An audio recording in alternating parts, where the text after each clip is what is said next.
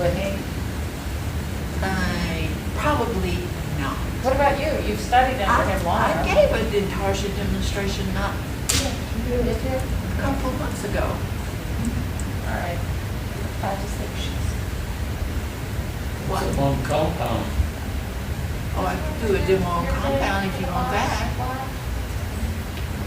Okay. No. What? He has yet to be reported. Did you know that shadow thing that everybody uses? I've seen you do it around the puzzles. That box that he makes. Oh. Remember, I couldn't even get mine apart because I was doing something wrong. But Hunter You were did- probably using too small a blade. I don't know, but whatever it was, but I Hunter just. demonstrated that like, what, 2 months ago? Did you? Yeah, he No, did. he talked about it. He He talked didn't- about it. He's never demonstrated it. You want to do that, Hunter? We all like that box thing. And I would love to have him recorded so that way we can figure out what the hell you're doing. Because when you describe it, it doesn't make any sense to my brain. Can you do that, Hunter? He makes those really cool boxes that the puzzles sit in, Oh, that are Yeah. the same shape. Watch. Like Probably has some there, See. see? this, oh, yeah. I see what you're talking do No, the, no, no. Joanne started just doing the, putting the box around it like this. I make a lid that just sits down over the top of this. Okay, Hunter, we're going. Have Yeah, you bring it in done with pieces and Is show us that, how you do it. is that the same, Bring it in with pieces and then show us how to do it. Yep. Is that what? Because we can all cut the puzzle apart. It's making that damn box at the on top that I can't. Okay, the one thing I learned on puzzles, if I go around with a normal blade, they're too tight. What's a normal blade? Like if you're cutting a puzzle out with a 5 or whatever, most of the time that's, when you turn corners, it ends up too tight. So what I do is go around the entire puzzle with a number 5, the rambling, say, Spiral? spiral first, and that number 5 spiral gives a big enough curve that when you put the puzzle in it, because the puzzle's gonna spread out, so Why don't you when do you a cut it different apart, it just drops in there. Yeah, Why don't but you do a different- I can do that. I have no problem with that part. It's that damn lid that I Yeah, can't yeah, figure yeah, out. yeah. See, I know, you can't figure I out the know. lid Yes, either. yes, yes. Okay. All right. Yeah. So should we ask the experts, or are we already into that? No, we're not in that. Okay, Harmon, August, Oh, July, isn't it? July. well, I thought you were gonna do the, Oh, am I? well, you said you'd do it I said. compounds. Okay, you want me to do compounds in July? I always like to see that. Okay, I'll do that. That's not a big deal. It's already set up. I don't have to set anything up. And then in August, we get Harmon. Is that good? Are you going to be here in August? Because it's very important to get recorded. Or I think. Yes. Usually when Cynthia asks for something to be demoed, she don't show up when it's going on. I get sent everywhere. So. That's true. Okay, anything on Ask the Experts? We want to go on with that? Okay. Okay. Okay, let's do. Wait, let me get one thing out, Okay. and I'll tell y'all, and then I'll put it in the minutes. Where's mine? I couldn't have done it. Okay, you know how 1/8" Russian plywood, you can't get it Fort Plywood Company anymore? Eighth So- inch what? 8" plywood, Russian plywood that was in like, it was smaller sheets than 5 big by 5. sheets. Yeah, and so that was what we were using for backers or for, because it was about the only 1/8" that I knew about.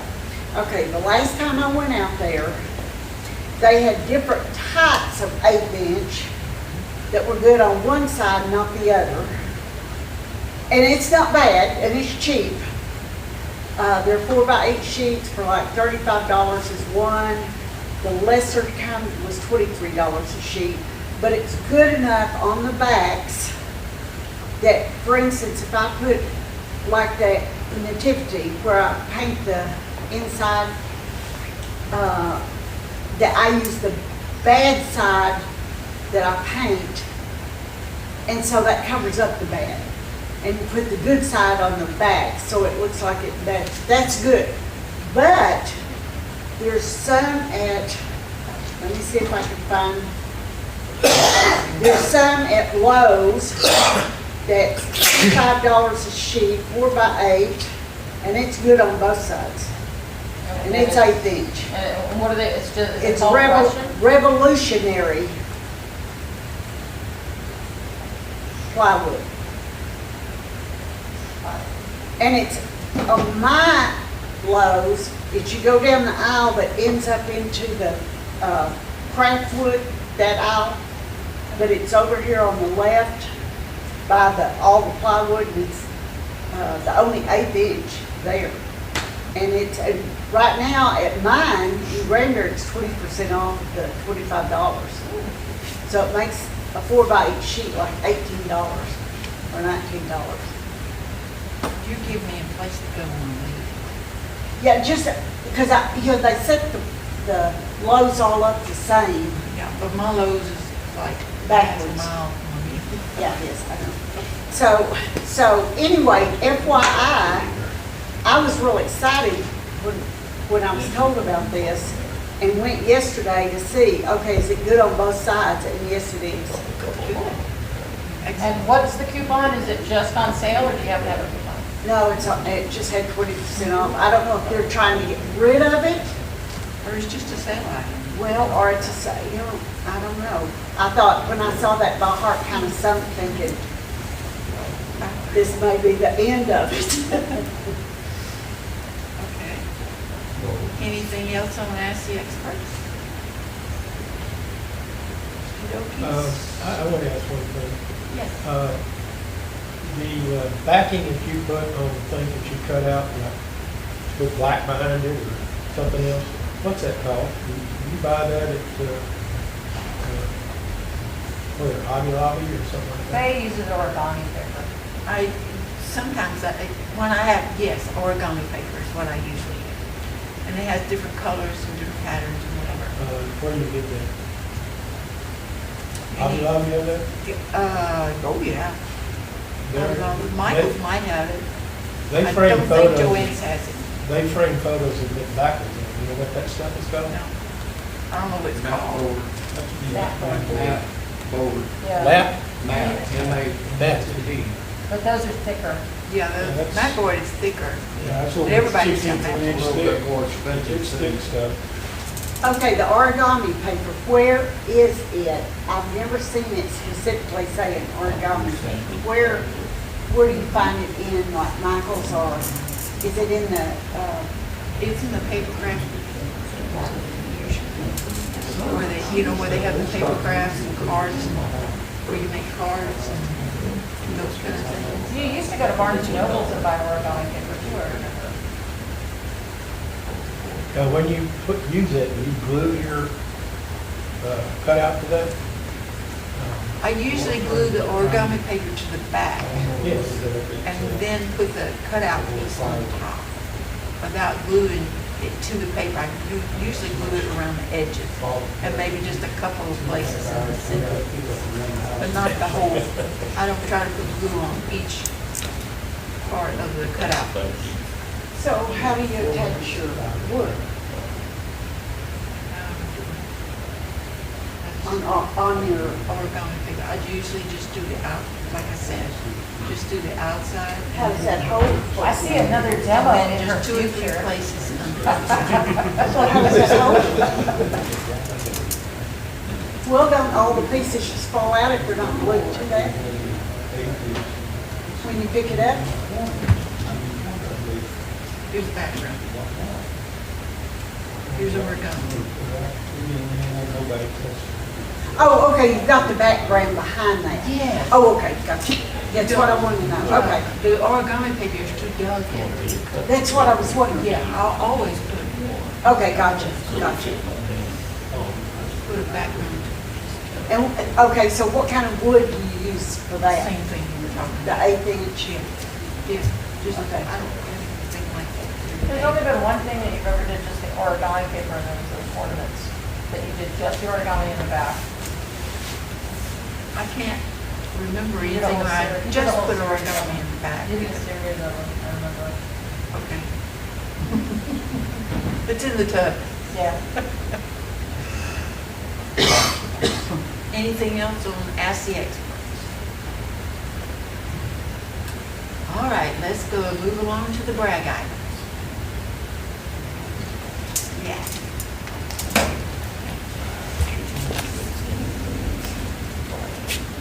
This is my Native American one. Oh, Can you turn it this way?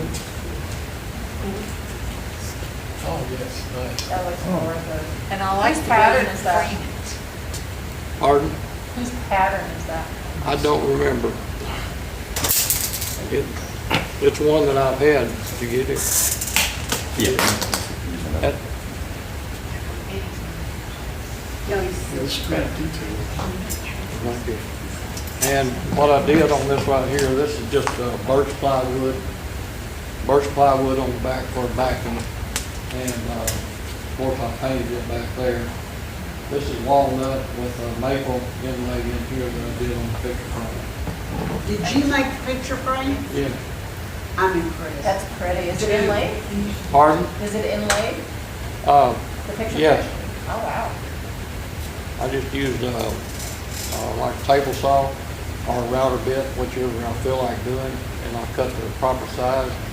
And then on the maple and everything, I'll cut it and I'll run it through the drum sander till I get the exact width that I want on the inside here.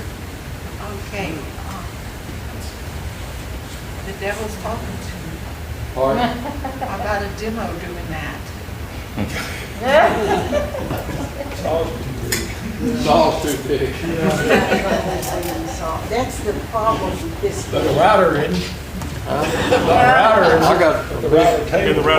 I've got a router table, what I Oh, you have. don't do it by hand then? with a Oh, hand no, router? I don't. Oh, okay. I don't do much by hand on the router. It's just, I don't use it as much as I used to. I used to use it a whole lot, but What It's just too much. Stand for it, bamboo stand. actually, that belonged to my wife's aunt. After she passed away, she left a bunch of stuff around and I got it. Okay, next item, next person. Come on. Okay, I'll show. All right. Y'all have probably already seen everything I'm gonna show.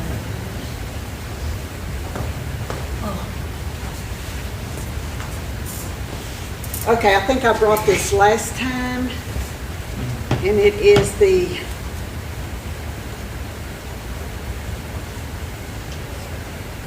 pieces put together by Lowe's, and they said, no, they don't have any more of it. I was sorry, I bought the one board they had, and then they had some plain without the blue pine. They had several pieces of that, and I thought, Can you turn it this way? Oh, so they put it together? they put it together. What kinds of wood they put together? It's, yeah, it's pine Oh, that's interesting. with blue pine. I know, I've never seen that, and it was really cheap. Okay, I brought several puzzles. You did the outside for that, or is it covered, the top different? These, it's the outside. What do you bring? I made those for giveaways. This? No, we want the top. There's a whole box thing, like. Oh, that he goes does over it, top of this. That sits inside Yeah. the top. So we pass this around? I don't care, whatever. Just dragon, this is my favorite dragon. But I've had several people ask for stocking stuffers to lower the size of my puzzles for stocking stuffers. So I really made these for giveaways the other day at the show and got sick and didn't get to go. Okay, and this is a reduced size of the nativity that I make. And this is the bad side of the That's That's it's fine. good. That's good. Yeah, you can't, it's good when you paint it and then I sparkle it so you can't tell. But if I could get something with two good sides, that's better. Especially right down the street from me. Okay, then here's my military. Of the military band. Yeah, I think I need to make those smaller. I have a hard time getting rid of these. And then here's the Army painted green, and Marines will be painted red.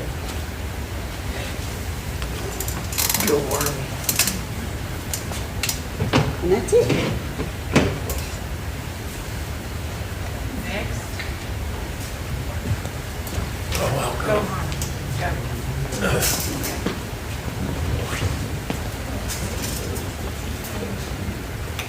At the show we did, this is what I cut out while I was sitting there. Took the whole time to cut it out, I think, because you got a lot of interruptions. But I think it's kind of cute. It is. And this is what I was interested in the backing. This is way too thick for that. Okay, good. So this is just a painted board the same size. Okay, turn it around, Smith. I don't think it's too thick. Gotcha. Did you want to frame it? The good thing about this, over some of the others that I was doing, is I could stack cuts. I made two of the same. Oh, nice. That's nice that you stacked. What? It was nice that you stacked that. Okay, this, I've shown this before. These two I brought in, and these are chip cards. Okay, the difference I was testing here is, with this one, I just start out with a painted board and chip carved it out. This one, I started out with a plain board. I put my pattern on it. I carved out the chips, and then I spray painted it after I got through. And that kind of worked well, except that this is the one that I didn't seal the wood, so the paint kind of spread out. So that Turn would around work. so you can get pictures. Oh, I'm sorry, you're chasing me. Tell me to turn around, you don't have to run up there. Doesn't he look like Gotcha. And Eddie? the other one? Well, Perfect. okay, and I had asked people here where I should do a cutout with scroll saw. And so these two I cut out with a scroll saw. Now, the problem that I had and worried about was that the whiskers are thin, the claws are thin. And if I tried to scroll those out, you really wouldn't see it, because unless you were directly in front of it, you wouldn't see anything underneath. So after I got through scrolling it out, I re-put a pattern over it, then cut out the whiskers and sprayed it. And that worked quite well. Now, I'd like to know which ones people think is better looking. That's Show them. So, Yeah. yeah, this side. This one. Can't see. Now, this one I hadn't finished. I had another problem. Yeah. It's like, Is somebody here taught me and talked about using shelf paper, clear shelf paper, yeah. as a backer. So I have that Xeron, what's it called? XX Zyron. Thyron that I use to make the patterns. So they have a problem in that they sell a permanent glue and they sell a repositional glue. Yep. And so if you're going to put it on here, you don't want the permanent. No. Nope. But unfortunately, they're apparently having some trouble finding the Yes. Rolls anymore. well, the some ingredient that they have that they can no longer get. So they're testing to find a new solution. Yes. Oh. Okay. So what I had done, well, I said, okay, I'll take the shelf paper, put on it, and then I'll take the permanent glue and put on it. Well, I thought, I was kind of worried. This said permanent glue here. Well, it's not permanent glue. See, It'll come that's- off fairly easily. That's the way I put all my patterns on all mine. But when I started trying to carve stuff out, like cutting this out, the glue didn't stick on this stuff. I So don't it call came loose. And that's- Gotta make sure there's no dust or anything on it. What? Gotta make sure it's really dust-free like. Well, I thought I did. And that's why, That's the way I do all my patterns. But if you had that on it starting to carve season, I I'd don't push There's it. another one. carving Where is is it? different. Yeah. It doesn't, Oh, this- it wouldn't work good with carving. this one, this was the top, and I cut two of them at once. And that's one of the benefits. Tell me to turn around. I'll turn around. I'm sorry. I don't have to do this often. But this is what came up. And so I couldn't really, after I got through carving it, where I had cut out the whiskers, I couldn't spray it because it would get under. So I guess I'd have to paint this, and I just hadn't painted it. So. Just put a colored backer on it. Yeah. What? Just put a colored backer Well, on I it. have that. Yeah. But it still But you can- doesn't that'll do work. the, If you cut the whiskers, they'll show. well, this is native and it's thick. If you're anything other than directly on it, you're not gonna see it. Have to use I mean, definition cut. Even if you're won't not work. directly on it, the other don't show. I mean, you're still at that angle where you'll see some, but Well, you look at this one and you can see it. Yeah. You know what I mean? So On, anyway, on that Now, one the that legs you I can't can't see, see. just highlight I mean, I it. kind of went crazy on this, but I was trying a lot of different things and I'm not sure that I learned anything. I think I like the cutout better than I do the chip carvings. And I already showed this one, didn't I? This is the one that I did while I was at the deal. Okay, that's my thing for here. Next. The guest has something if you want to show us your pattern. next. No, okay. Go. You go for I've been doing much scroll work. I did scroll the one Santa. Yeah. I scrolled the outside and then carve it.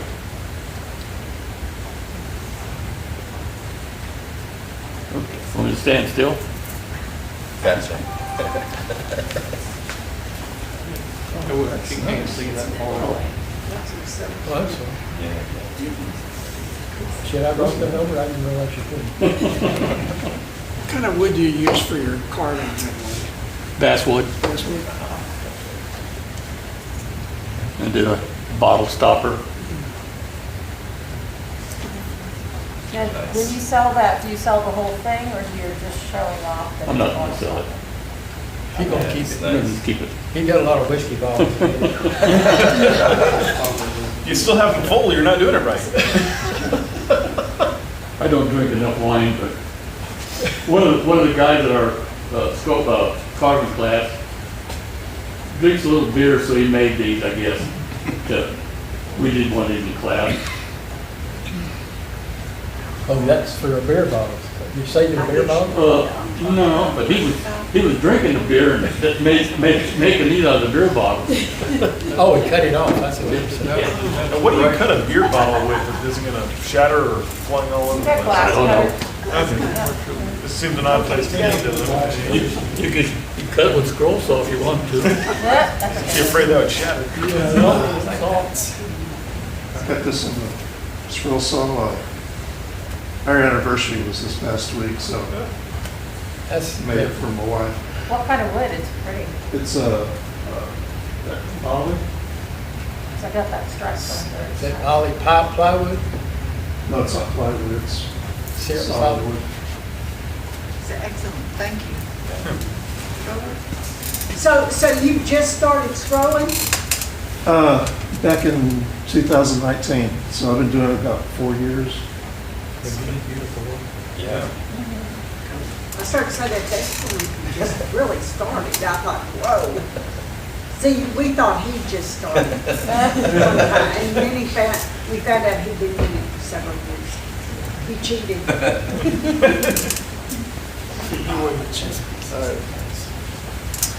Started making another chess set. And that's That's a compound cut. This is a compound cut. This is the king in the center, the queen, and the bishop. And then there's the knight, the rook, and the pawn. And this is my other color. The western red cedar and white pine. And then I just use a clear finish and put that on there. Which one? Oh, the horse is knight. This is the knight. And when I finish cutting the pieces, I make the board, and then I make a box to put all the pieces in, and I use the board as the lid for the box. And I've had different patterns that I brought in as a complete set, but this is another pattern that's Diana Thompson. And there's another one of hers that, well, these two came out of a book making chess sets. And then I got another pattern that's out of Scroll Saw magazine. What, on your knife, those ears sticking up, is that just cut out of there? Yeah. Looks like it would be some kind of fragile. Depends on how rough you are with it. You can Okay. break just about anything that's made out of wood. Okay, that western red cedar. Did you find a 2x2 or what did It's a you? 2x2 by 8 feet. I buy them at Lowe's or Home Depot, whichever one has it. Oh, okay. And this is 2x2 by 8 at white pine that I buy at Lowe's or Home Depot, whichever I can buy it at. What size blade would you use to cut that? I use a number 9 precision ground double tooth for all of it.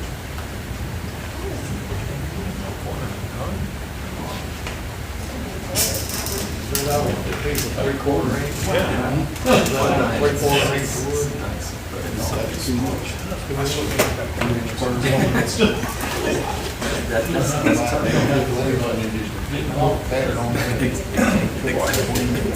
We were out Woodcraft last month. I picked up some lumber they had, it was coffee bean. And I just got the pattern from Harmon, and I just wanted to try it and see what it would do.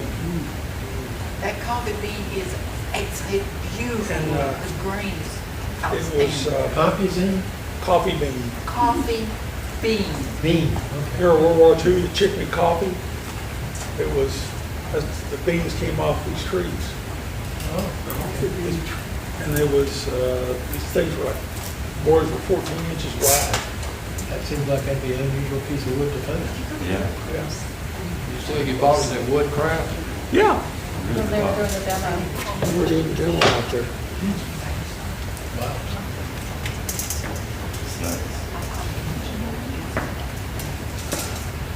That, the one Somebody that you guys, carriers, is that where you go? He's gonna. Okay, okay.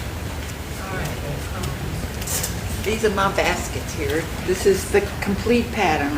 There was 4 on the pattern, so I did one of each. So, which one do you like? That? I took 7. Huh? I took 7 shots. Oh, you did already? All right.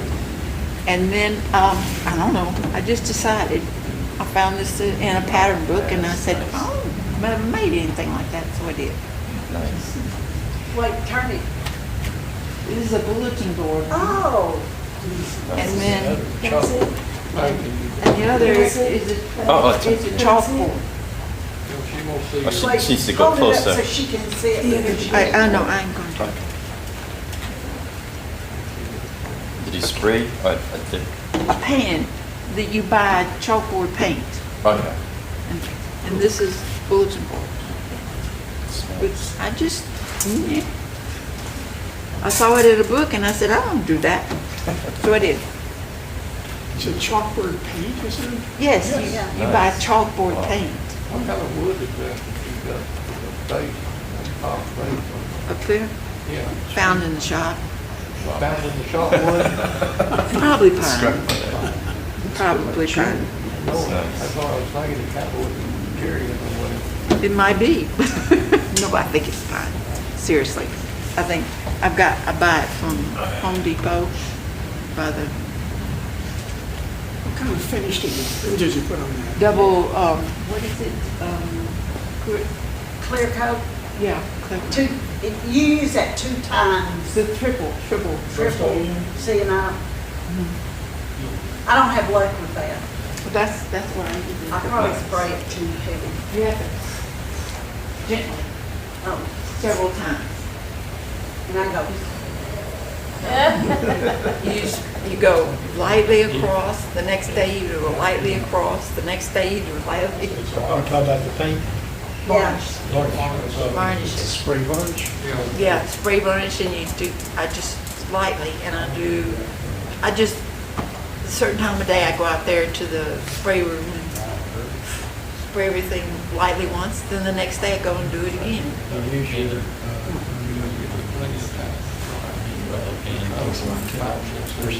air sprayer. Yeah, and I stand outside and spray. Use a spray can or not? Spray can, spray. And then I have a shed that I spray in. That's all, I store wood in it and I spray. That's all that's done in there.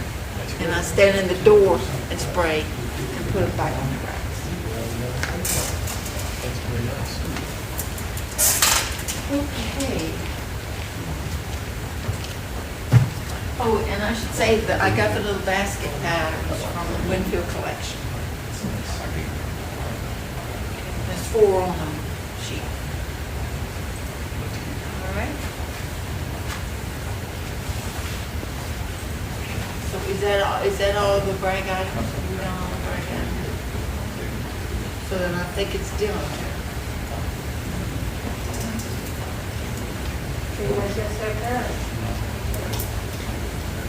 Are we in the way? Are we in the way? okay, so David, Yeah, are we in the way? That's what I'm asking. Only if it's people, everybody see it if you're out here. I know, but Is it gonna mess with your lights if I turn that light off? So that way it's just breathing. That should be fine. You can do wherever you want. I don't think you're blocking.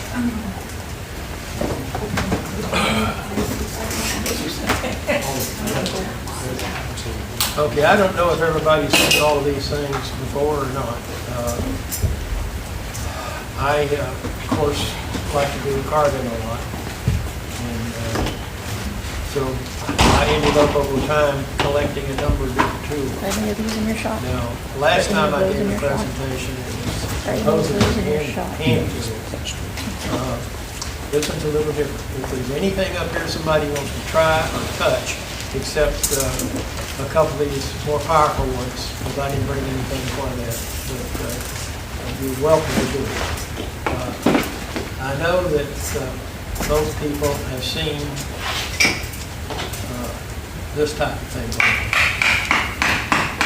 That's how you carve a lot of it. Now, this takes 2 hands, so you can't do much with it. But they make something called a reciprocating carving, and that's what this is. You turn it on, it's not really doing much of anything except making noise. But when you press down here,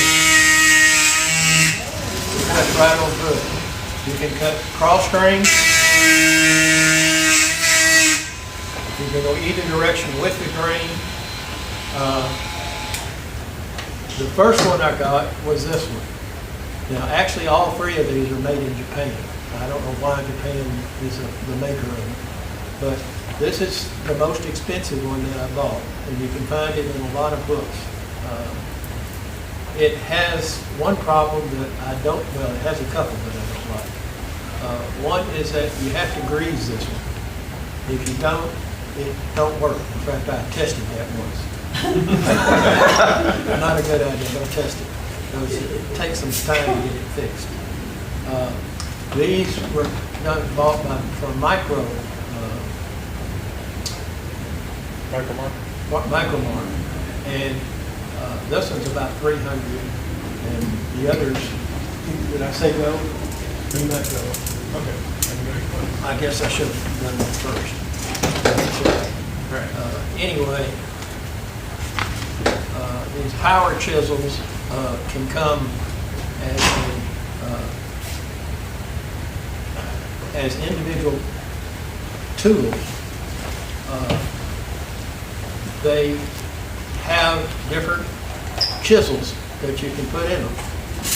And unfortunately, for some reason, this unit and this unit don't use the same connection. I'm not so sure, I can't make them do it, but they use different tools here.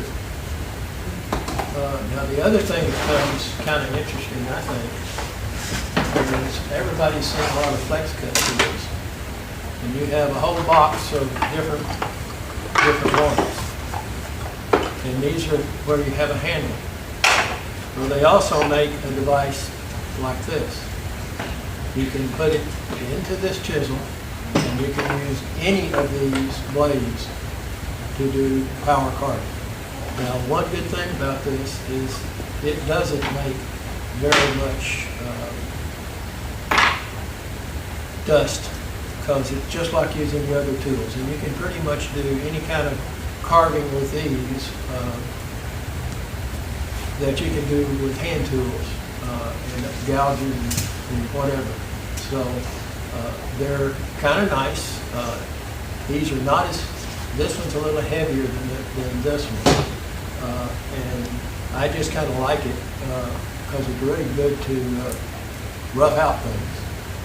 And you're doing the same as hand carving with your regular tool. So you might take another, guess I have to tell you, do one more.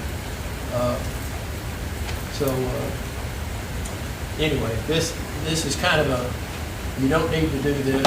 You can do this with one hand, and you can hold the piece that you're carving in your hand. If you're using the hammer, you kind of have to tie this down somewhere. It either has to be a solid tree that's in the ground, or you have to hold it down. Now, the power, as I've said, these are self-contained units. And the other thing they don't do is when you turn them on, they're not cutting anything. This isn't moving down. It only works when you put pressure on it, and it starts going right through it. So they're very handy, and I like those a lot. Which one's the lightest, These two are lighter, not by a lot, but it's not tiring to carve things. Well, I've got a flat blade in here, and usually what happens is,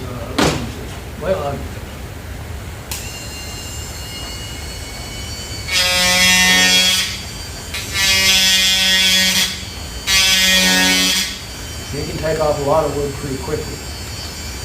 And then, since these are U-gouges, this one just has a flat chisel in it.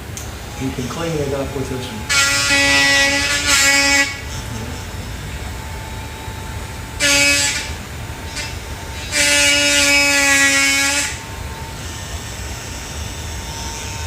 So anyway, they're real nice tools, and I use them quite frequently.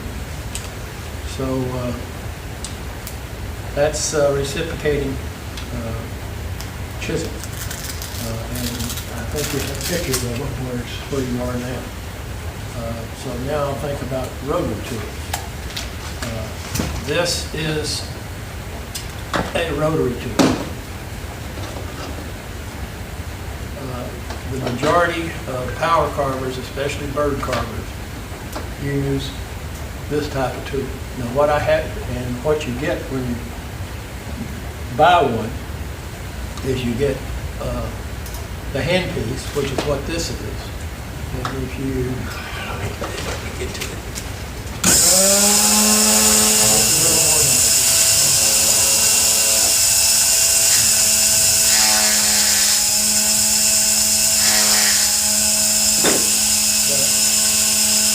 They have hand pieces that are a lot of different hand pieces for these things. And they're kind of like a, what do you call it, a Swiss Army knife. They've got one for everything. The hand pieces, well, they come off fairly quickly. Then you can put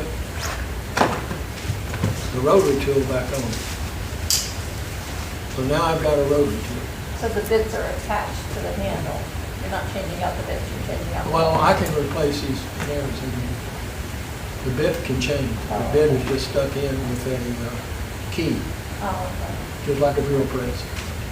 Now, the one thing I've had trouble with is this spins, and my hand tends to slide up on this thing, and I can stick it in there and burn it. I learn quickly, it doesn't last long. But I need to get a better glove that doesn't slide. But this is,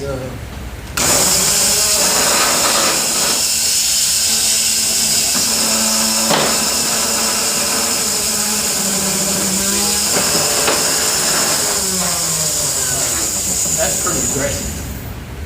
And one thing about these aggressive tools, you don't want to stick them on your finger. So you want to make sure you keep your fingers out of the way. But anyway, rotary tools, you don't cut flexible cut. Like I said, the majority of carvers that use power use this cable. And what this cable is it's a sheath on the outside, and it's got turning rod inside, flexible rod. And what happens if you're using these is, well, I'll get back to that. They're power carvers they use this flexible shaft, and then they have micro motors, and we'll talk about those in a minute. Both the tools use rotating bits or burrs to remove the wood. The flexible shaft machines have greater torque, but they run slower than the micro carvers, the micro motors, which we'll talk about in a minute. The flexible machines, these machines are very good at removing a lot of wood very quickly. You can control them fairly easily. There are some issues, but I'll talk about that. Like I said, you can put them as an independent machine, or you can buy them as a hand piece off of the flexible tool. And the micro, this one is the kind of tool that most people who begin to start carving use or buy power carver. And if you're a bird carver, if you do a lot of animals, flowers, the thing that is special about these versus using hand tools is that since you're using the turning head that's removing wood, it doesn't put a lot of pressure. If you're using hand tools, you're pushing hard. So this one has, I showed you the flexible carver, and they have one more that's a hand piece that's used for detail carving, which is what that one is. Well, that's pretty narrow. Now, I personally don't really like the cable, and these are frequently used. Most people like them hanging. I just got the base to use them, but they're very useful machines now. And all the carving I've done, I've really only used this one primarily for sanding, because I'm not making a big tree. I'm usually doing small stuff. I use the micro motors that will get into this. And this one, any of these bits, oh, yeah, here, I guess I should say that too. These only use, oh, well, this one allows them to use smaller bits, because it's just like any other, that you can use an insert to use any of these size tools. But they're the only ones that use a 1/4 inch shaft. The others use something a little bit smaller.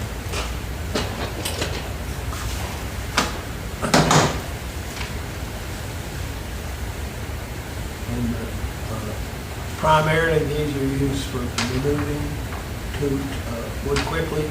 The micromotors, after somebody start carving for a while, I usually go and buy the micromotors because they're very good for detailing.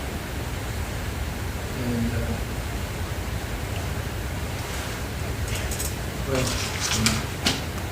okay.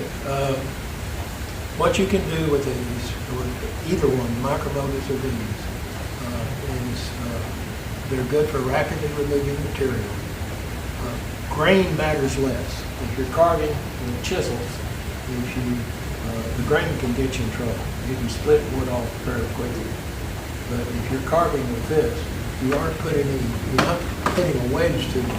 You're ripping off little pieces.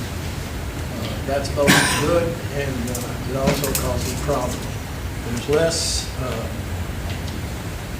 There's less force than knives and gouges, and you can do fragile areas a little easier than you can. There's nothing that good, if you're good with knives and gouges, you can probably do anything the other ones do. You can just do it quicker and easier with these type of tools. The other thing that you get into, if you're talking about a chisel and you want to get into certain places, it's kind of hard to get in and move. Okay, so when you're using these, your motion by pushing the chisel is what's removing the material. When you're using these, the bits actually are doing the work, and you don't have to, the motion tells where you're going to cut, but it doesn't, it's not how you're removing the wood. The bits keep removing the wood.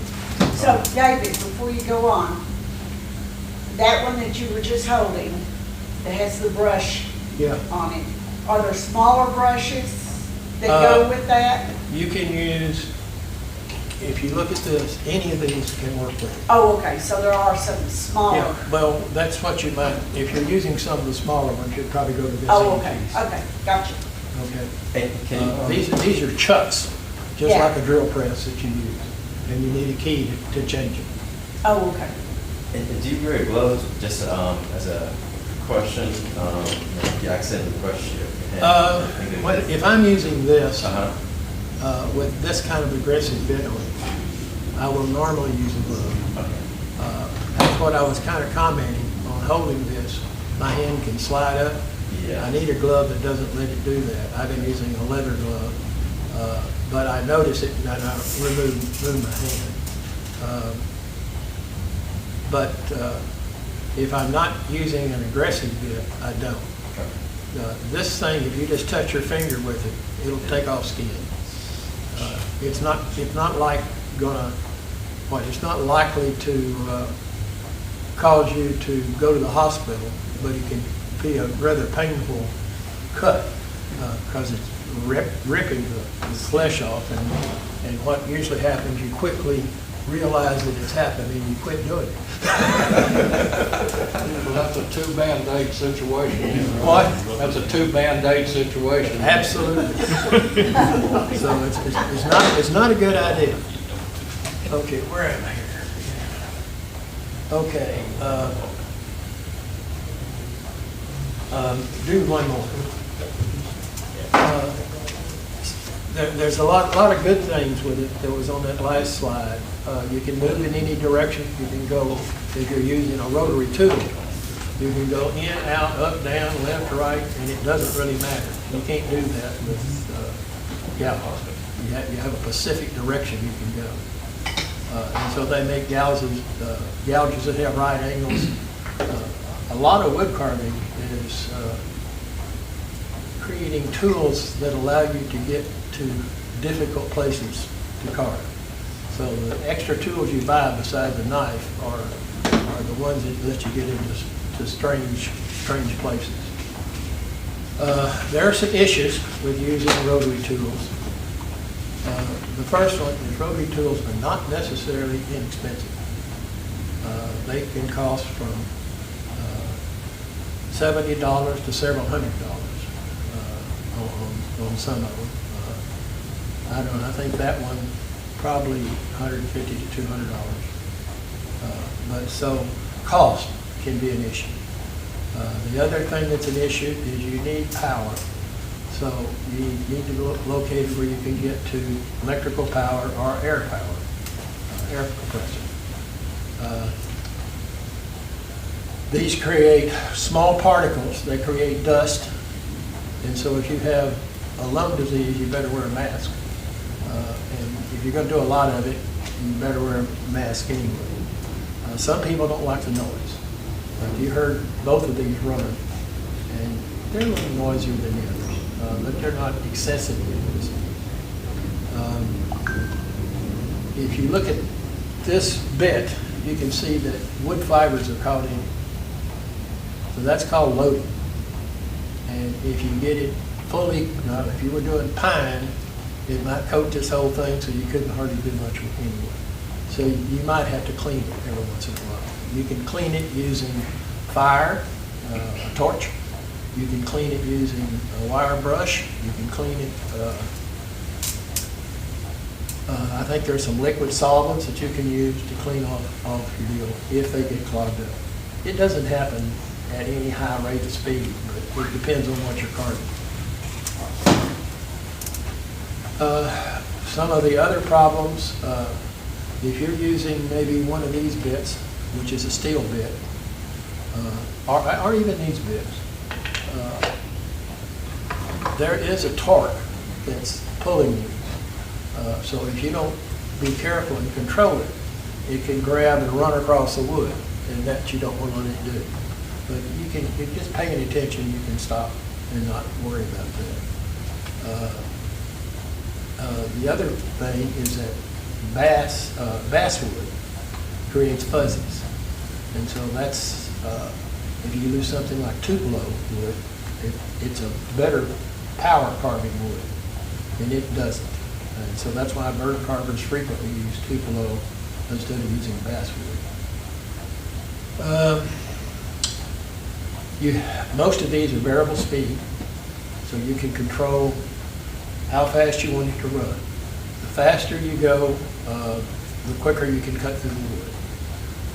If you go too fast, you can burn the wood. If you go too slow, it doesn't cut very easy. But you'll feel it out. It's not hard. If you try it, you can just adjust the speed, and it's pretty good. With these, knives get dull. Your bits can get dull too, so you may have to sharpen it. The speed that you run it at affects how fast you can move through the wood, how fast you can move up and down.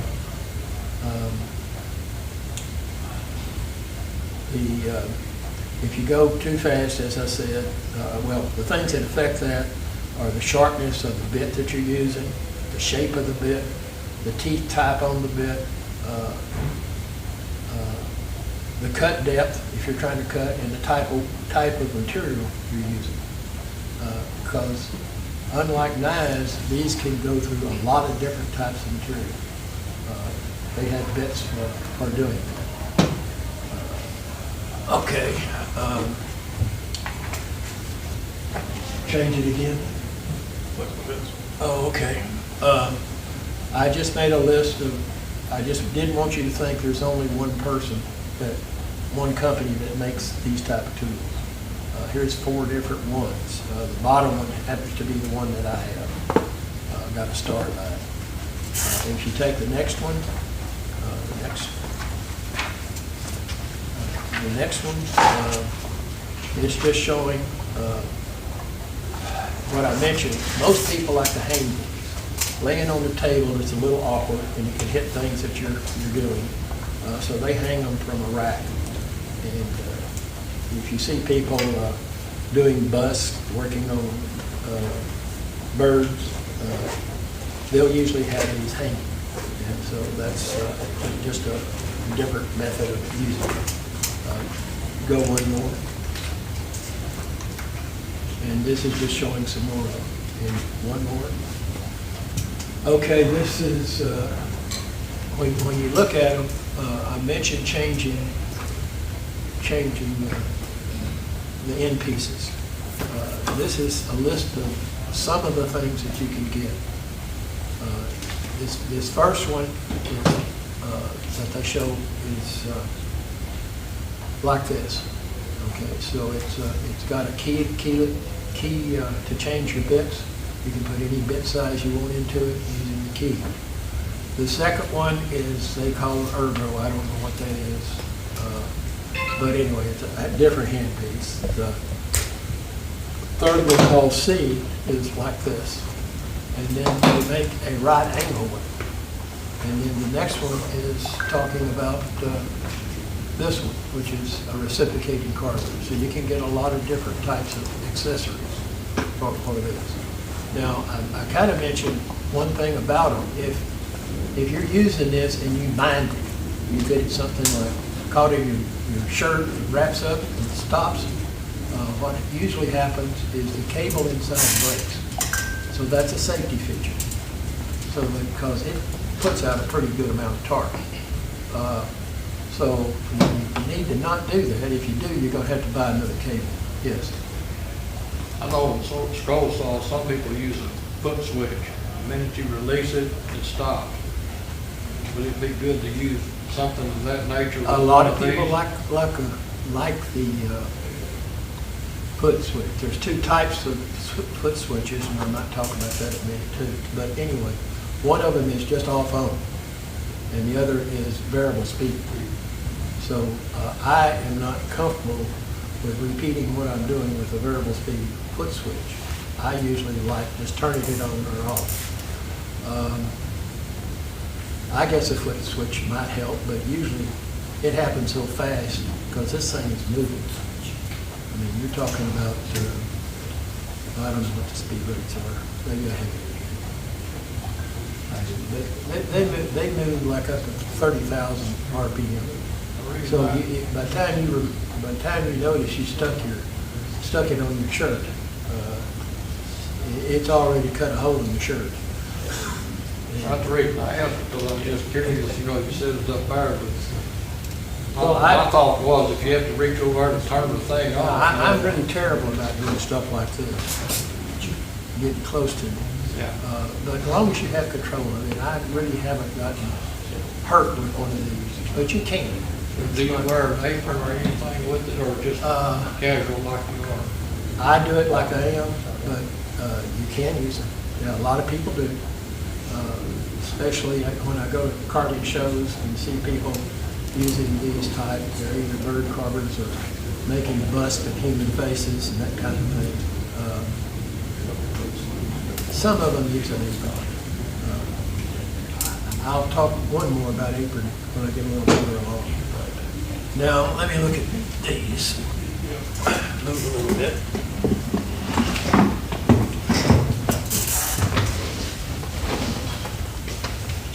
Now, this is 2 different type of micromotors.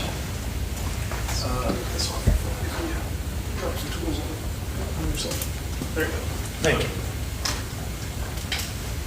Okay, this little hand piece is real light. You can move it all sorts of ways. See if I can get to the switch.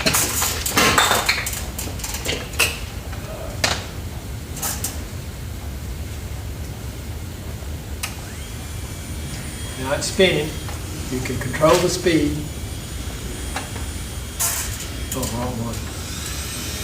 You can hear it, it's moving. Different ones go faster, but these go up to like 40,000 RPM. So the higher speed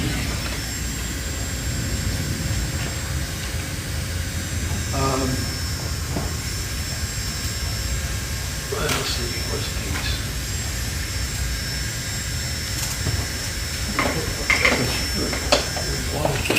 Let me grab it for you.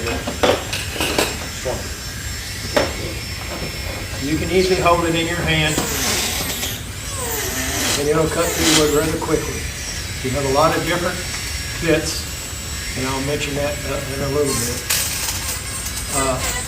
But it'll remove the wood quickly. But you'll notice that there's a lot of dust in the air, if you see it. So that's when I talked about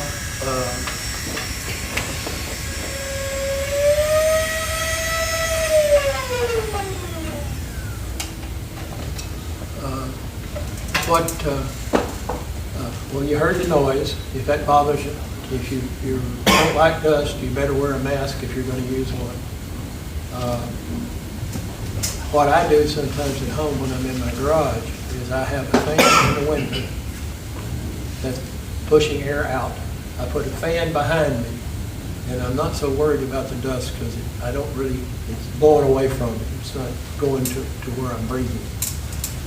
But yes, a lot of people will, that bothers them.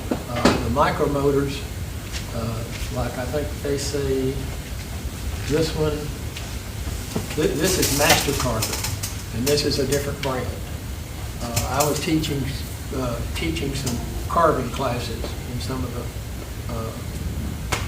shows, and so I bought several of them because I like to use power. And the thing that I was carving, the dragons, you've seen some of my dragons, or a lot of you have, and the issue that I really used these for was the texture after I got through. So I think with power carving, you can do some things that I won't say you can't do with hand tools, but I think it would be extremely difficult to do with hand tools. If you see, this is, I don't know if you see, I put scales on a lot of my dragons, and I kind of think it'd be a big challenge to do that with a hand tool. Now, you can do something different. You don't have to do, you can make a different kind of scale or a different kind of deal, but it gives you a little more options than you had before. Again, I have some pictures of several different, like this is one, this is Master Carver. This one over here is Micro Pro Champion, I think. And this is another one. That's portable. Now that's not making a lot of noise, but it's got a different. Now how fast it cuts and how quick it moves material depends on which burr you have in it. This is just a cone burr, and it's a diamond, so it's not a rapidly cutting deal. But it'll also take a lot of different ones. Usually, I said this one can take 1/4 inch. These take 3/32, 1/8 collets, I think, and 1/16 collets. So this one, as an instructor, I could walk around with it and help students instead of having to go to a specific spot if I needed to. I think these are neat. I really do like them. You can kind of flip through those that talk about the different. Yeah, that's what I'm on right now. Different screens. Now, this particular one, is a two device base. So it not only can plug in the micro motors, it also has on the other side, and these are wood burning tools. Okay. so you can use a wood burning farm. Now, as I talked about, when you're using over here, you can get them clogged up, your bits clogged up. If you just run it and stick it on here, it'll help unclog them for the most time. And if stuff gets more persistent than that, like I said, you can use on these steel bits, you can use a torch to get rid of it. So just burn it off. You can use buffing wheels, all sorts of things that you can put into. Let me see. Okay. Let's see. Did I go through all of that? So that's the portable ones. Now, a lot of you, I'm sure, have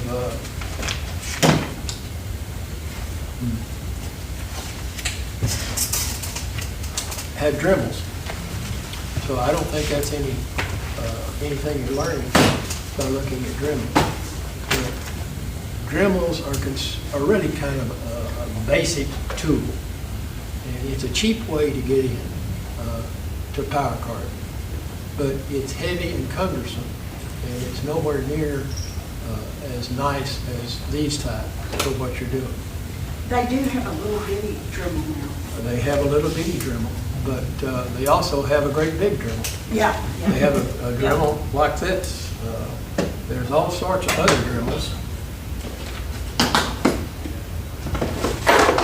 Like here's a different Dremel. And that's kind of like a router, I don't know.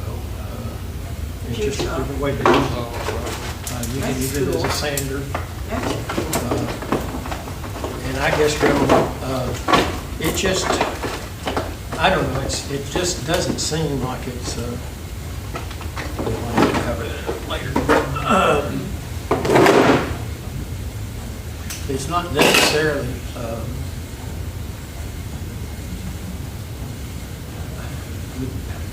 I use it for drilling a lot. On almost all of my Dremels, I replace the collet type with a drill type chuck, tools chuck. And that's usually an extra cost item, it's not very much, but I can put any of these tools in it, but I just about never do. What I use this for is, like I said, drilling. If I'm drilling holes for scroll sawing or for whatever other reason, I'll probably use a Dremel instead of my more expensive tools. You buy shafts for them? I mean, you What's get that? shafts for them? A shaft for the You Dremel? can get a shaft. The Dremel is really kind of interesting. Dremels apparently appeared in something like the 1930s. And it was kind of touted as the Swiss Army knife of tools. And they make all sorts of attachments. Like this is a router attachment for a Dremel. And you can route with it. I have, it works. It's not an accurate tool, but it, this got misplaced. This was my other bits for that. But it's a useful tool. You can polish with it, but it needs to be small things. If you don't polish something big with a Dremel, you'd be forever doing it. You can route, but this is not a real stable, and it's kind of hard to do it. They make other router attachments for it, but it becomes, if you're doing across something like this, you've got a lot of it. It's depending on you to hold it straight, if that's what you're doing with routing. If you're routing down the middle of something, I guess you've got support. But when you're talking about routing the edges, it's not as good as a big drill, because you just don't have a lot of space. Now, one other device, and you're talking about foot control. Well, let's see what I want to do next. Oh, no. Okay, I'll do one thing first. you go through the Dremel slides, they can give them a chance to just kind of look at it.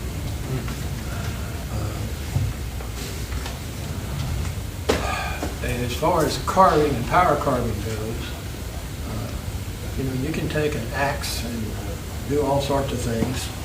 But there's a lot of people. Where is it?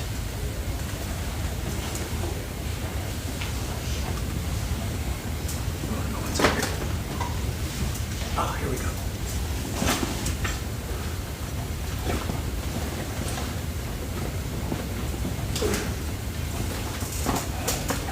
With angle grinders.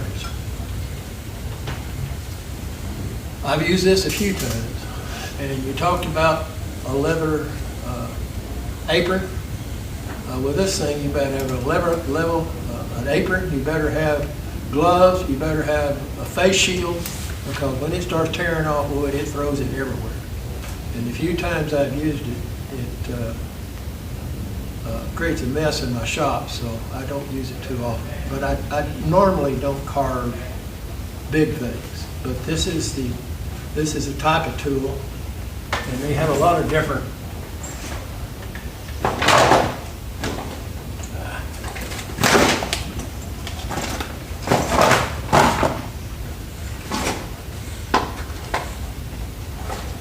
attachments for it. Like here's a chainsaw attachment. It's not a chainsaw, it's just a chainsaw wheel. That's funny. And so the guys that do the chainsaw carving and carve on trees will use these type of tools to do the more detailed work. However, I've seen some of them really impressive on how they can swing a chainsaw around and do all sorts of interesting things with it. So anyway, so that's an angle grinder. Now, I don't know where to do here, or I guess I'll do it later. I mentioned routers, and do I have a piece here? I guess I didn't take it out, but I use this router, especially if I'm doing relief carving, where you're trying to raise the level. So I'll create the background with one of these. This is a rather new tool. I have used the Dremel, I've used some other tools to try to create the background. So this is a plunge router. And I really hadn't used a plunge router before, so the last time I used it, I think I can improve on how I used it. But anyway, a lot of big tools can be useful on other things. Okay, one more. Now this one is anybody can come up and see or use one of these if they want to. This one is on a foot. Can you guess what it's using? Details. What? Details? This one can turn at up to 400,000 RPM. Whoa. And what it is an air tool.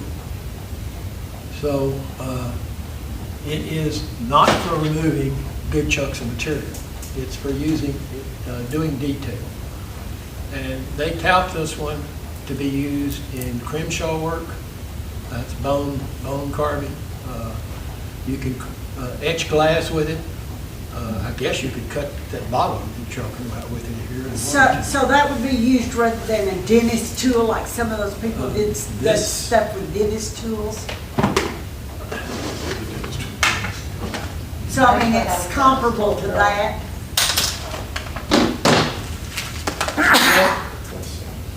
I asked my dentist to save tools. So this is something that's been used on people's mouth after he gets through. They only use their things really once, and then they throw them away. So, but the enamel's pretty hard.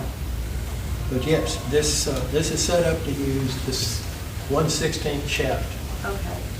And I I have collets that I can put on these that'll use these shafts too. But this one also, hey, you do that, press that, okay. Okay, now it won't, this one won't use any of the other sizes of, so it only uses 1/16 inch burrs. It's, if you use it, it goes to,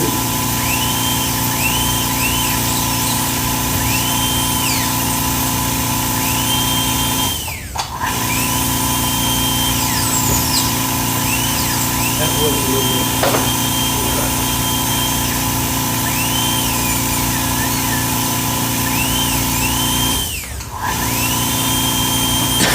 But this uses a 1 horsepower, what's it called?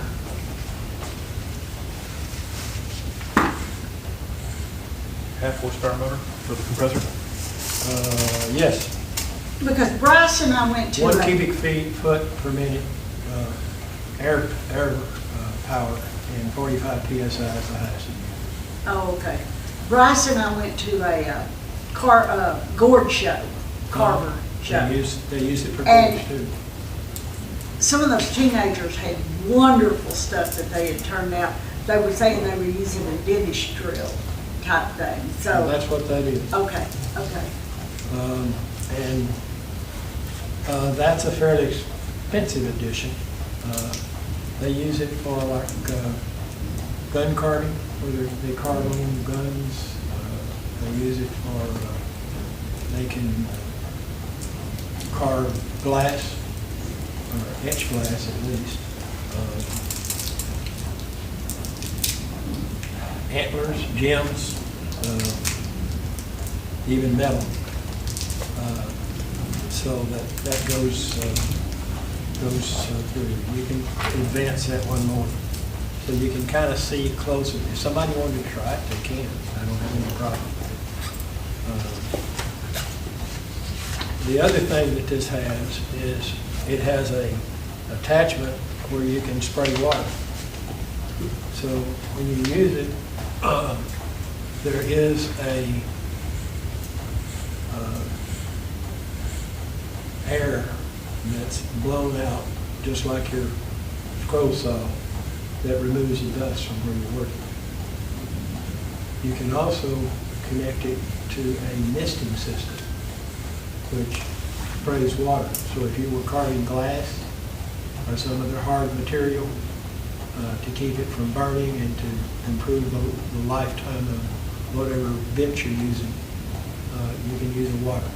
But I'm typically only use wood, so I haven't really tried. I don't know if anybody else has tried. It's always kind of amazed me is if you had a scratch on your glasses and you wanted to remove the scratch, I have never been able to make it look perfectly flat. I guess I just haven't used a light enough grit. Has anybody ever tried to polish glass? It's not been very successful for the things that I've done. What? I said you'd be in the 4,000s for that. Oh, yeah, well, you can do it. Okay, I guess now it's time to talk a little bit about burrs. You'll notice I talked about these dentist materials. All of these are burrs. There's a lot of different kinds. Expand that a little bit and we'll talk about it. So what happens is in power carving, unlike hand carving, the machine that you're using provides the power. The burr does the work. So it's a little different than some of your other tools you might have in your shop. You're able to bring the machine to the piece instead of bringing the piece to the, like your belt sander. So you can bring the piece that you're working on to the machine. But you can also use this directly. But there's some of the issues with the burrs is, you got the first slide? Probably should have done this one after I had done the next one, but I'll go ahead. The end of the burr is what usually cuts things. If you take like a round bit, which is shown in this picture up here, and you try to do things, and that's what I did with this. These are real small burrs, and I forget the size, but it's small.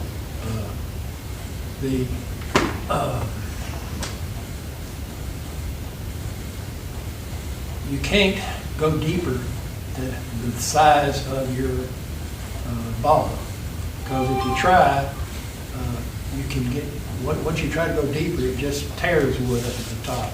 It doesn't go through it very well. So you don't create a hole deeper by pushing the bit all the way down. You have to go around more than once. And so if you want to go deeper, you just go around in circles several times. The deepest you can do is about half the diameter of a ball bit. Expand it one more time. So when you're talking about these burrs, the things that you have is the diameter of the tip. Where's mine? So how big the diameter is of that. The shaft size, that depends on which collet you need in the machine, because all these use collets to match with the machine you have. The length of this top, the length of this thing, says how deep you can go. Okay, and the thing that you need to remember, if you take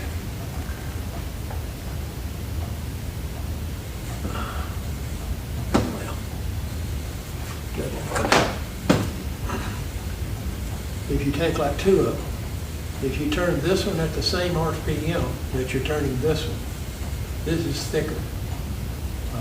thicker diameter. So if you decrease the tip diameter by 1/2, you decrease the speed by 1/2 that you're actually cutting with. So depending on the size, you might have to change what you're doing a little bit. Now the thing that people, especially somebody that's new, gets all concerned about, so what defines a bit? A burr, I mean. The shank size, which I talked about, is what goes in your machine. The tip length, the tip diameter, the speed rating, because most of these bits have different speed ratings. The shape of the tip, the teeth type, the material. They come in carbide, tungsten, diamond, stone, several different kinds of stones, and several different kinds of carbide bits. And your burr choice, and when somebody new gets it, they're worried about, oh, how do I pick a bit? You know, I mean, which one of these do I use? Well, just look at one, and a whole lot of them will work. It's not that you have to be this specific bit to do something. If you want to get a small bit, you want to create a small cut, then a small bit. If you want to remove a lot of material, you get a big bit that's aggressive. But you don't have to get yourself bent out of shape. That's what you're doing now. Okay, change one more. Okay, and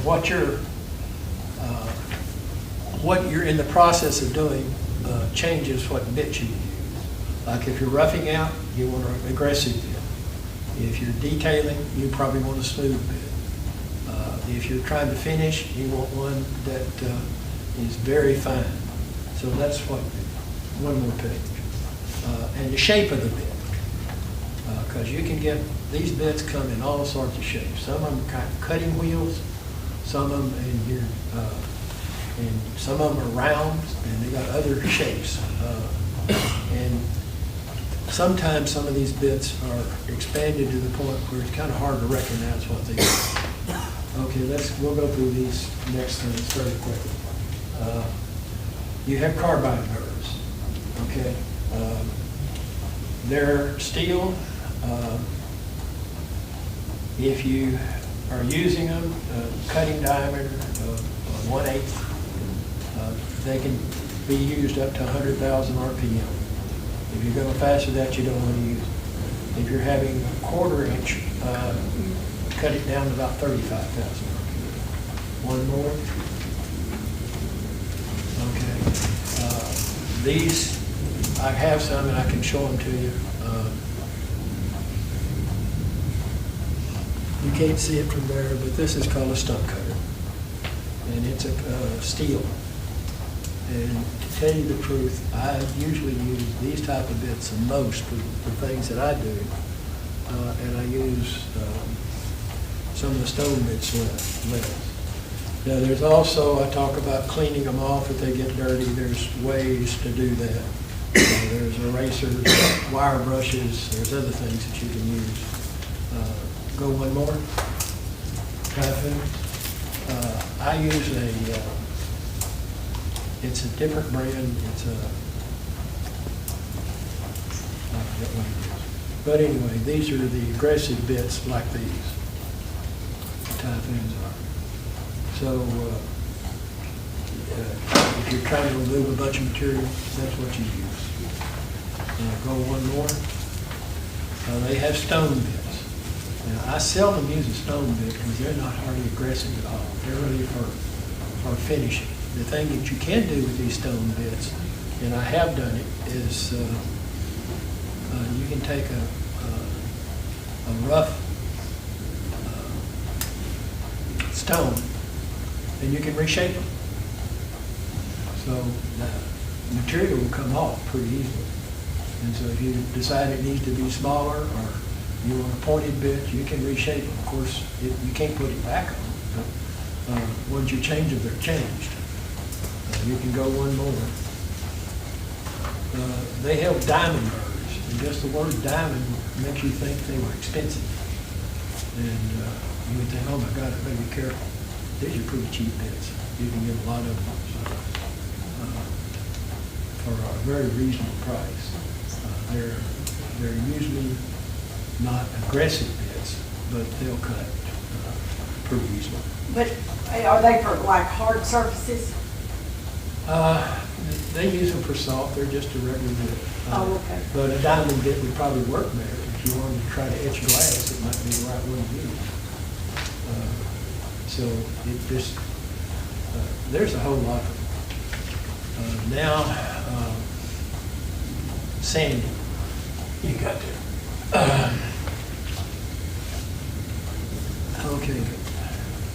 Sanding is something that carvers argue with themselves over. Some of them, how much sanding do you need from your finished carving? I don't think, with the scroll sawing, there's some, but not very much. Just maybe to knock off rough edges. But you have people that don't like to sand. They just don't like it. So they do things like caricature carving. They use what they call flat plane carving. So they claim that a sharp knife can do better than 240 grit sandpaper. And they're probably right for what they do. I can't really argue with that. And then there's other people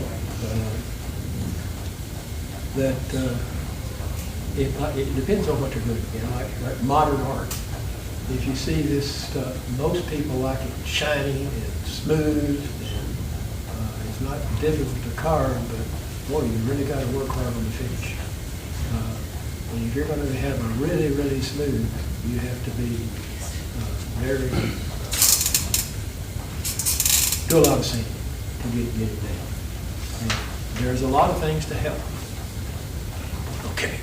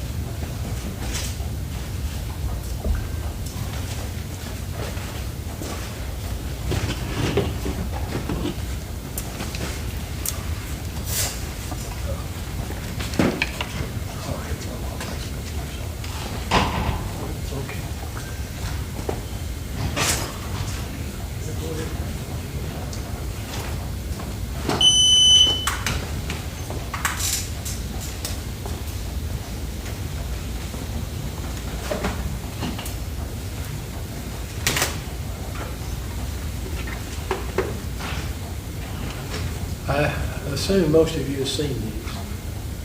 They're sanding sticks. You can have everything from 80 to like 400 grit that you can buy bands for these. This is a mesh sander. Those are kind of the things that you do with hand sanding. There's also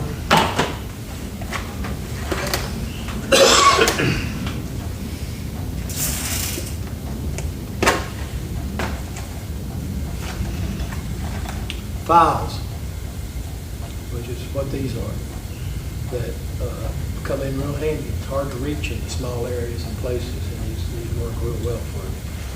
So there's a lot of different things, and you've probably seen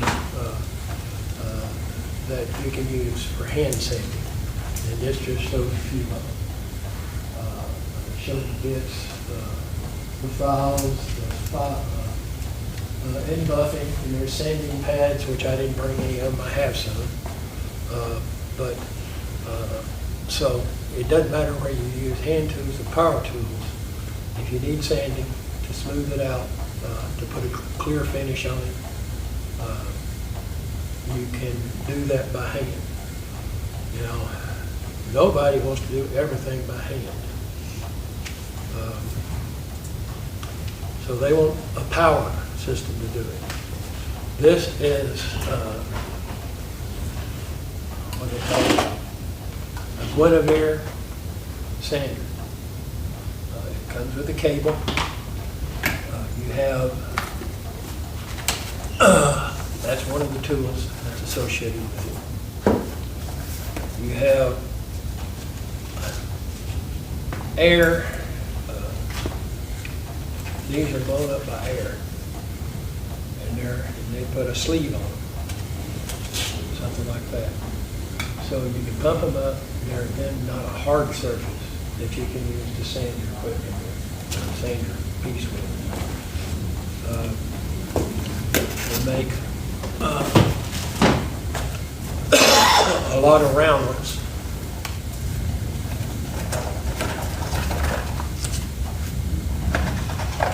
Which these are not air, but they're just rubber deals that you can sleeves on them and do sanding with. That's helpful. You know, you've seen, I know you've seen some of these. Because we had some people show them. I use these to finish carvings. They're really kind of neat. This is a belt sander. A small belt sander, it reaches in the tight areas. If you're going to do something like intarsia, you can use it to do your intarsia stuff. They're really very handy, I think very nice. I have a couple of them. They sell, these belt sanders, they sell belts that are from maybe 60 grit up to 400 grit that you can use to smooth out your deal. Some of the other pieces, I don't know, did you have this at the Johnson class for, these are just sandy bones. Where would you find it? Where would you buy a belt sandwich There are a lot of them available on the internet. It's usually not in the local. Some of these tools, you find a Dremel in just about every place, but you won't find these, but you can buy them in a lot of wood carving stores. You can buy them in a lot of wood carving stores. And I find that extremely. This is another one.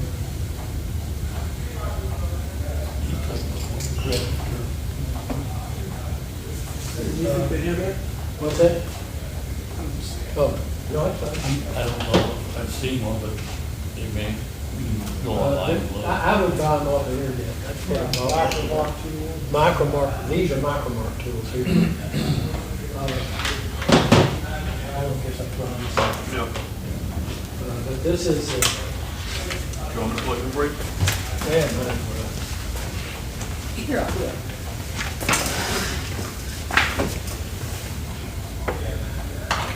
That's, she should sign up with a big one.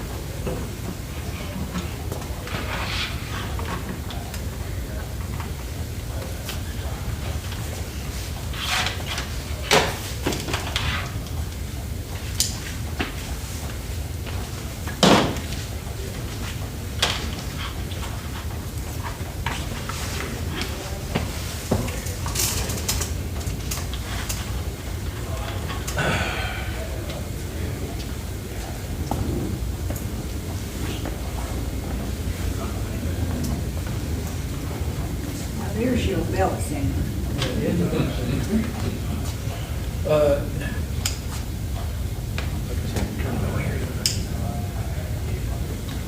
It's on. Red light's on. There we go. So you can smooth edges.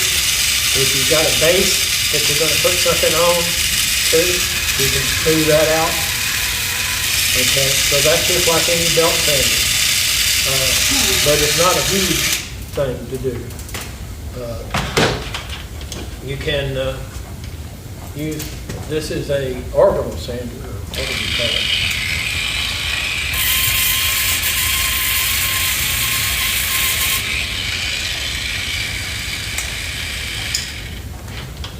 Those would be good for my jewelry.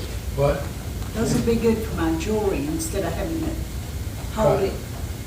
Yeah, you can hold it. Now this, Micromark, I think it's where I got that. But they come with a lot of different pieces. Now these are, you can hardly see them.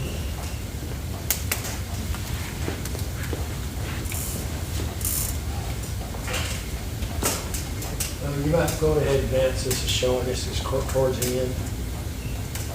Oh, sorry. No, I didn't tell you to. I hadn't done a very good job of keeping track of my system. I've just been doing ad hoc.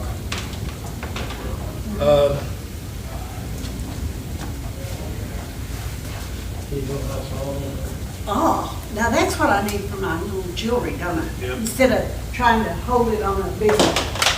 Oh, good Lord, no. Now, it's kind of funny to me that this one goes this way, back and forth. This one goes this way. Okay. With this one, you can put a file in there and actually file. And I've got these small files over here that'll go in there, and I've tried to use those. Is that a micromark? What? Is that a micromark? That's where I got these. Yeah. And there's others. There's, This one up here. Okay. there's cutters, there's cord carving. So there's a lot of different, Yeah, I showed the direction, so you can, and there's other things. Well, I just put it up on this far.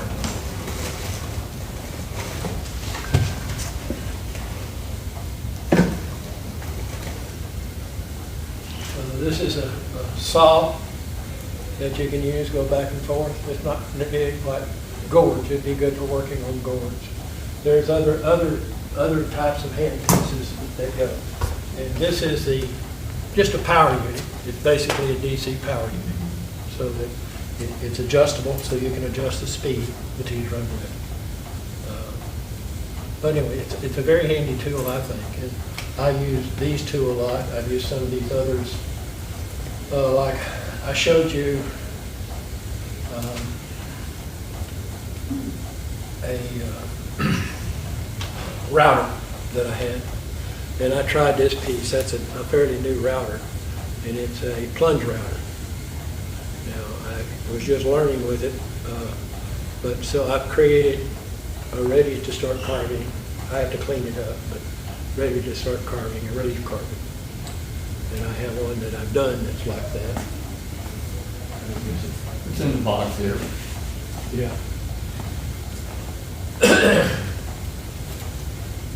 Yeah, it is.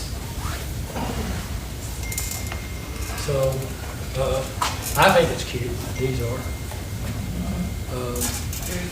The plunge router got the depth that I needed, and then I can now work from here to create a relief, which is what I've done with this. Now, I did this with a different router than that one, but I was just learning with that router, so I need the plunge is not all that useful. It seems to be better to me just to set the depth that you want it and leave that alone and just use it that way. But I was trying to play games with the plunge. I didn't like that much. But anyway, it worked well. That's about all I have. I have some other stuff, but it's on specific things we can do. Maybe someday I'll try one of those again. But that's enough for me. Thank you very much. Meeting is adjourned. Hope somebody learned something. I don't know if they did or not. It makes me want to buy gadgets. I know. I love It's like, you do? You didn't That's notice. just shocking. You should get